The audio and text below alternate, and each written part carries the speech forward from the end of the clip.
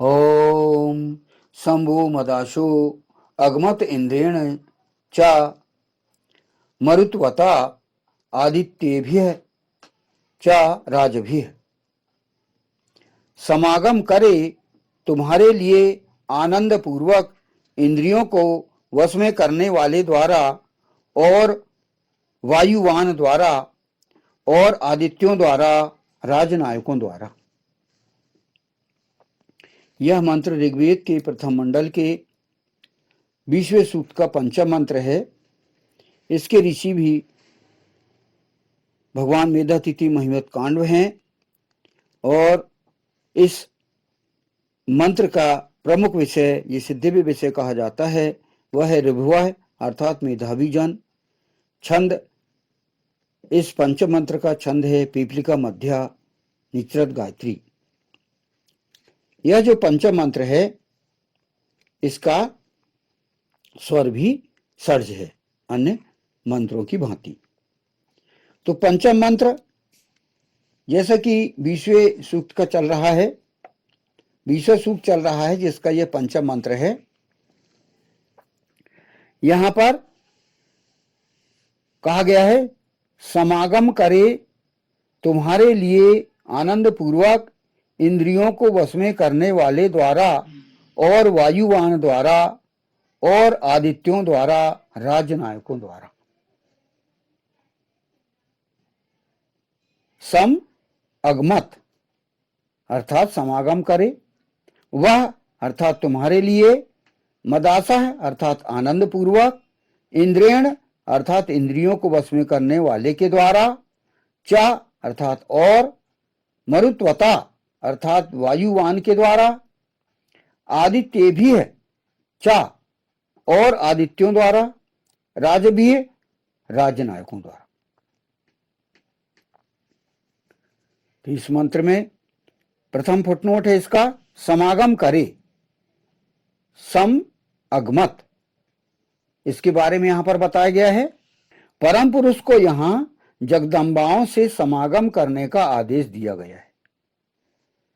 परम पुरुष और जगदम्बाओं के समागम से अखिल सृष्टि निर्माण हुआ है और अखिल सृष्टि की व्यवस्था उसके माध्यम से चल रही है, इसलिए यह सृष्टि मैथुनी सृष्टि कहलाती है। तो इस मंत्रांश को हम समझें, कहा गया है कि समागम करे, सम अगमत।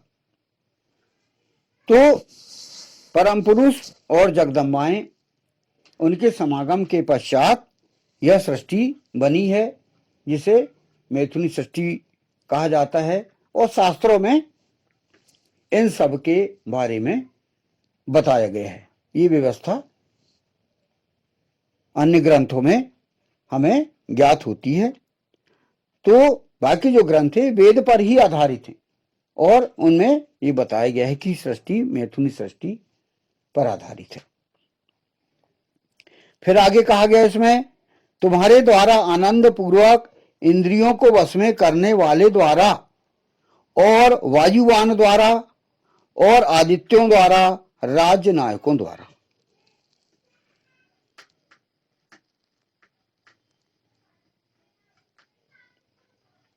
इंद्रेण च मरुत्वात् आदित्येभ्यः च राजभिः। यहां पर आगे इसके विषय में बताया गया है परम पुरुष और जगदम्बाओं का समागम अर्थात मैथुनियों उनके स्वयं के लिए नहीं अपितु जन सामान्य के लिए है। उससे आनंद पूर्वक इंद्रियों को वश में करने वाले इंद्र भी लाभान्वित हो सकते हैं। समाज के लिए प्राणवायु बन चुके समाज सेवक भी लाभान्वित हो सकते हैं। जो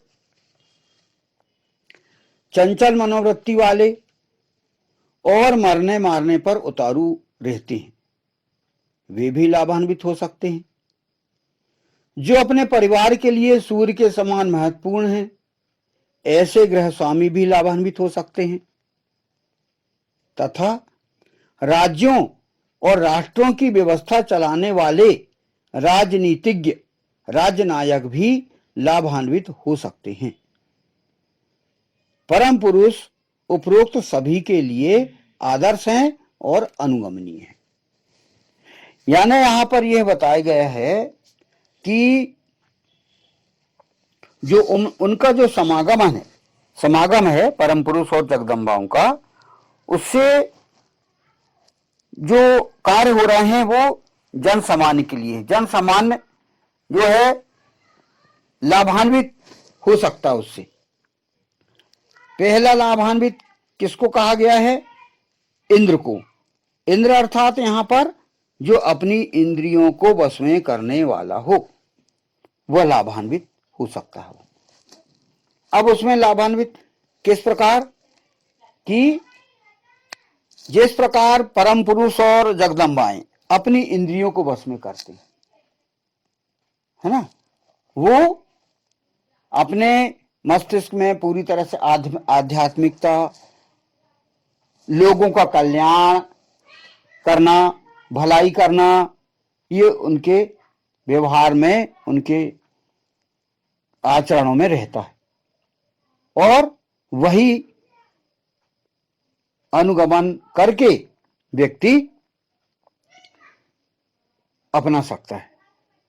जो व्यक्ति ये चाहता है कि वो अपने कंट्रोल करे, अपने आप को कंट्रोल करे, इंद्रियों को वश में करे, और यहां इंद्रियों को वश में करने के लिए हर किसी को कहा गया है, हर किसी को कहा गया कि वो पहले इंद्र बने।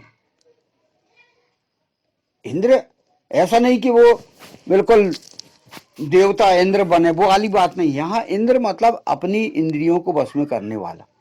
जैसे कि पहले भी मंत्रों में बताया गया है कि हमारी 5 ज्ञानेंद्रियां हैं, 5 कर्मेंद्रियां हैं और 11वीं इंद्री मन है। इनको जो कंट्रोल करता है, इनको जो अपने वश में करता है, वह है इंद्र। ऐसा नहीं कि वो इंद्रियों को वशीभूत होकर जो चल रहा है वह हो इंद्र, ऐसा नहीं।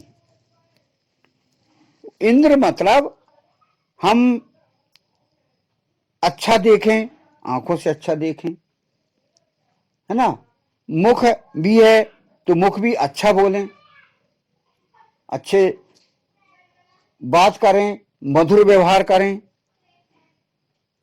कान से अच्छा सुने, है ना, हाथ से काम अच्छे करें, काम करें, पैर का हम करें तो अच्छी जगह पे जाएं।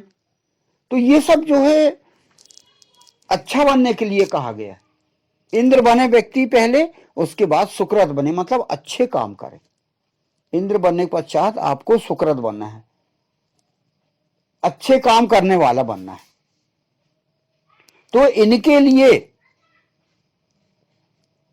परम पुरुष और जगदम्बाओं का इतिहास अनुगमन वो करें, इंद्र जो अपनी इंद्रियों को वश में करता है और अपने जीवन को सफल बनाए। फिर ऐसा कहा गया है वायुवान द्वारा।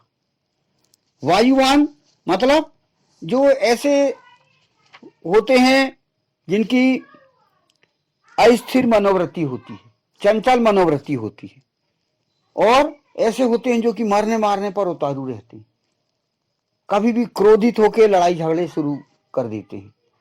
तो ऐसे लोग भी उन परम पुरुष और जगदम्बाओं का अनुगमन करें, उनके इतिहास को देखें कि परम पुरुष जगदम्बाएं कभी भी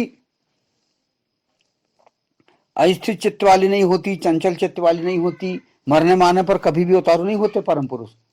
वो बकायदा प्लानिंग योजना से दुष्टों को मारता है, वो भी मरने मारता हो, हिंसा वो भी करता है, लेकिन वेदानुकूल और बकायदा प्लानिंग के अनुसार करता है। कभी भी किसी को भी नहीं मारना, तोड़ना शुरू कर देता परम पुरुष। तो वो जो है उनका स्वभाव को जो है अपनाना है, परम पुरुष का स्वभाव को अपनाना है इन लोगों को जो कि अस्थिर चित्त वाले हैं, इनको अपनाना है। मरुत हैं जो, उनको सही करना है, उनके स्वभाव को देखना है। भगवान विष्णु, भगवान शंकर, भगवान राम, भगवान कृष्ण ये कैसे व्यवहार करते हैं, ये वो देखें। मरुत लोग जिनके मनोवृत्ति चंचल है, तो उनके लिए भी ये बात यहां पर कही गई, वे भी लाभान्वित हों। फिर अपने परिवार के लिए सूर्य के समान महत्वपूर्ण है, ऐसे गृह स्वामी भी लाभान्वित हो सकते हैं। जो गृह स्वामी हैं, जो गृह प्रमुख हैं, जो घर चलाते हैं, घर के प्रमुख हैं, जो हर कोई व्यक्ति यदि विवाहित है तो उसकी पत्नी है, उसके बच्चे हैं, उसके साथ लगे हुए रिश्तेदार हैं, मतलब जो घर का प्रमुख है, जो गृह स्वामी होता है, उससे भी यहां पर इस मंत्र में आदेश दिया गया है कि वो भी परम पुरुष और जगदम्बाओं के इतिहास को देखे कि वो किस प्रकार घर की व्यवस्था करते हैं। जैसे परम पुरुष का पूरा घर है सृष्टि, भगवान विष्णु का घर है पूरी सृष्टि, वो कैसी व्यवस्था करता है, भगवान विष्णु कैसी अपने सृष्टि का संचालन करते हैं, वो आप उनको देखो। भगवान शंकर किस प्रकार अपना कभी रुद्र अवतार भी हो जाता उनका, यदि कहीं आवश्यकता पड़ती है तो वो मारते भी हैं दुष्टों को, गलती करते हैं उनको डांटते भी हैं, दंड भी देते हैं। तो भगवान शंकर से भी हम ये व्यवस्था देख सकते हैं। ये गृह स्वामी क्या क्या कर सकता है ये बताया गया है। भगवान राम से आप देखते हो कि मर्यादाओं का पालन हम कैसे कर सकते हैं, मर्यादा पुरुषोत्तम राम कहे गए हैं।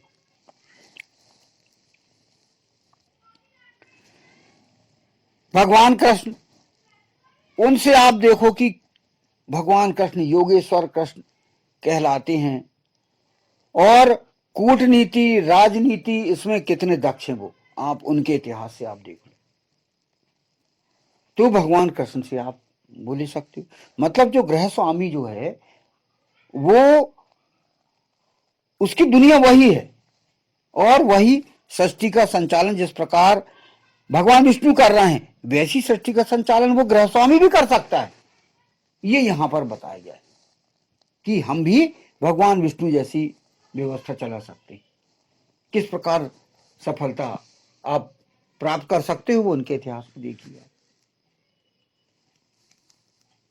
फिर बताया गया है कि जो राज्य और राष्ट्रों की व्यवस्था चलाने वाले राजनीतिज्ञ हैं, राजनायक भी हैं, वो भी लाभान्वित हो सकते हैं।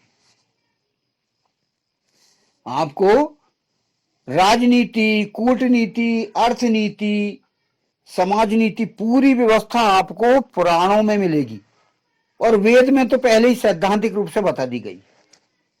वेद में सैद्धांतिक रूप से आपको राजनीति, कूटनीति, समाज की व्यवस्था पूरी बता दी गई है। उसको पढ़ के आप समझ सकते हो, और जो सैद्धांतिक जो व्यवस्था है वो व्यवहारिक रूप से कैसे स्थापित की गई है परम पुरुष जगदम्बाओं के द्वारा, वो आप इतिहास से समझ सकते हो, पढ़ सकते हो। यानी आप जो इतिहास आप देखोगे, पढ़ोगे, सुनोगे, तो उसमें आप देखो कि पूरी वैदिक व्यवस्था बताई गई, और कितने बड़े राजनीतिक, कितने बड़े कूटनीतिक और अर्थ वाले प्रशासक, व्यवस्थापक वो आपको उन पुराणों में मिलेगा, जो कि वैदिक व्यवस्था पर जीवन जी रहे हैं, वैदिक व्यवस्था पर आचरण कर रहे हैं पूरी तरह। तो उनके इतिहास को हम देखते हैं, जो कि करोड़ों अरबों खरबों साल का इतिहास है, और उन्होंने कभी गरीबी नहीं देखी, हमेशा धनवान रहे। आप उनके जीवन को देखिए। आप भगवान कृष्ण महलों में रहे, और राजा भी नहीं थे, फिर भी वो कितने राजा उनसे सलाह लेने आते थे, है ना, द्वारकाधीश कहलाते थे वो। और पूरे महाभारत का उन्होंने जो संचालन किया, का सीरियल देख के या शास्त्रों में, आप पुराणों में पढ़ के और आप ज्ञात कर सकते हो। तो ये हमारे लिए ये अनुगमनीय है, इनका इतिहास हमारे लिए अनुगमनीय है। भगवान राम, भगवान कृष्ण जी, अभी अभी आपको जो इनमें मिलेगा, कैसी राजनीति, राम राज्य कहा जाता है। राम राज्य आप देखो भगवान राम का कैसा राज्य था। कूटनीति से किस प्रकार कार्य किया जाता है भगवान कृष्ण के, इससे देख लीजिए आप। तो ये हमारे लिए ये अनुगमनीय है, इनका हम अनुगमन करके और हमारे जीवन को सफल बनाएं। हर व्यक्ति चाहता है कि उसके जीवन में सुख शांति हो, सफलता हो, तो हम इनका हम इतिहास पढ़ के सुन के हम ज्ञात कर सकते। तो ये इन मंत्रों में वही बताया गया है, हमारे आदर्श हैं। भगवान विष्णु, भगवान शंकर, भगवान राम, भगवान कृष्ण, इनको हम अनुगमन करें, हीरो वर्शिप हम इनकी करें, इनको हम अनुगमन करें, ये यहां पर कहा गया है। और जो इनका अनुगमन करते हैं वो सफल है हमारे जीवन में। आप देख सकते हो उनको, आप कई ऐसे उदाहरण मिलेंगे।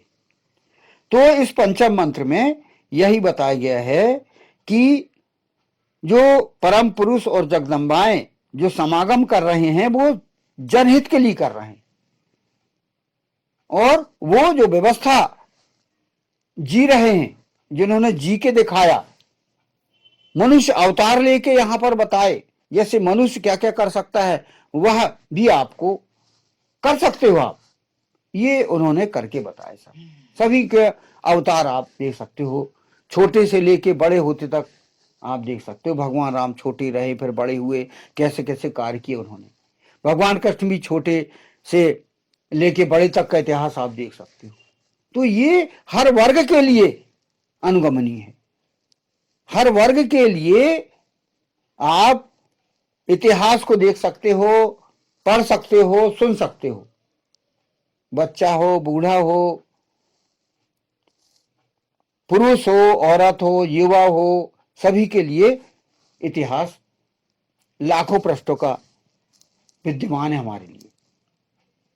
तो हमारे जीवन को हम सफल बनाने के लिए हम ये कार्य करें।